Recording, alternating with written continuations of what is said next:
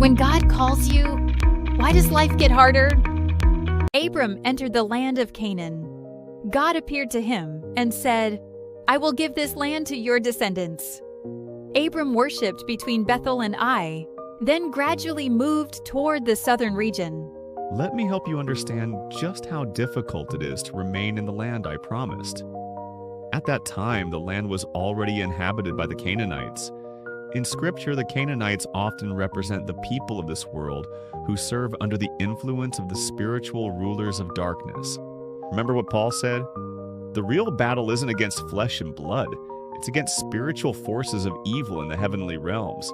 That's what Abram was up against. Even though Abram had stepped into the promised land, living there and claiming the promised land as his own must have come with a lot of hardship. That's why he worshipped in the area between Bethel and Ai, which would later become a key battleground for his descendants. And yet to escape the hostility, he slowly moved further south. That area between Bethel and Ai. Is there something spiritually significant about that place? Could it be one of the enemy's strongholds? Yes, exactly. The places in the Bible that are marked by deep, meaningful worship are often the very same places where spiritual conflict is most intense. The enemy targets these places because they hold so much potential for beautiful, powerful, and victorious worship. Ai, for example, would later become a city that Joshua would have to fight hard to conquer. That shows you how strong the spiritual resistance was in that region.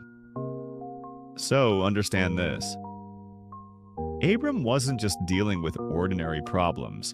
He was walking through a spiritual war zone in Canaan, facing opposition at a level most people couldn't imagine. And Lot was there with him.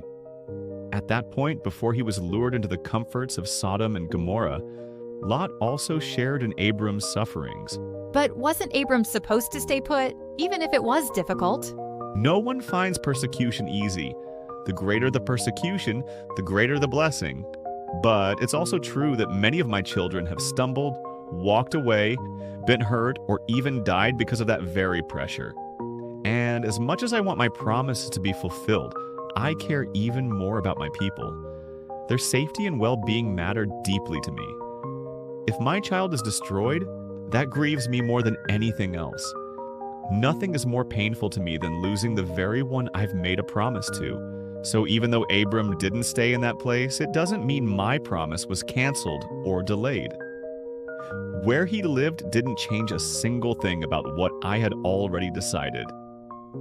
My purposes are never dependent on geography. Wherever he went, I was with him, and I was going to fulfill my plan just as I said, and the same goes for you. No matter where you are, my love for you, my plans for you, they haven't changed. Look at Abram. I kept every promise I made to him without fail, and I'm still keeping those promises even now. Some prophets had told you that my covenant has been delayed because of your fault. But they're wrong. Sometimes in church you might hear someone with a so-called prophetic gift say, God's promise has been delayed or derailed because of your mistake, or because you're still not ready. When you hear that, pause. Go back to Scripture. Test those words against what the Bible actually says. My work hasn't been disrupted. My plans haven't been pushed back. Everything is unfolding exactly as I intended from the very beginning. Did Isaac's birth get delayed because of Hagar and Ishmael? No. Isaac was born exactly on the day I had appointed. Jesus was born on the day I had set long before. Would I ever delay the beginning of something so important? Of course not. Everything is happening according to my plan. I made a promise to bless you, and if you know anything about church history, you'll see this pattern. Before every true spiritual awakening, there's always a season when corrupt churches seem to thrive, and those who genuinely follow me face persecution. Now think, when was Jesus born? When did the great prophets and leaders of the Old Testament rise up? It was always during a time of spiritual darkness, when the church was so far gone, when sin had piled up to the heavens. That's when I sent my Son into the world. So yes, my promise of blessing will be fulfilled, but do you think I would bless both the churches that have betrayed me and those faithful children who've endured persecution for my name equally? Of course not. After the cross, what happened to the corrupt religious leaders of Israel? They were exposed and removed. I don't forget who is faithful to me. There was a severe famine in the land, and Abram moved to Egypt. Out of fear, he told people Sarai was his sister. Pharaoh took her into his household, but God intervened and rescued her. The famine hit the land where Abram was staying. Do you see what that means? Those who carry my promises often find themselves in harsh, difficult places. Not because I want them to suffer, but because the rulers of this world, the spiritual forces of darkness, they target those I've chosen. They try to drive them out, to discourage them, and to make them give up. Now, I didn't want Abram to go down to Egypt, but I respect the choices of my people. What he did wrong wasn't going to Egypt, but it was lying about Sarai, saying she was his sister instead of his wife. That lie was born out of fear. He was afraid someone might kill him to take her. That tells you something about the world he lived in. It was common for men to be killed so their wives could be taken. But if you were just her brother, not her husband, you might even be treated well instead of harmed. So, understand this. Abram had received my blessing.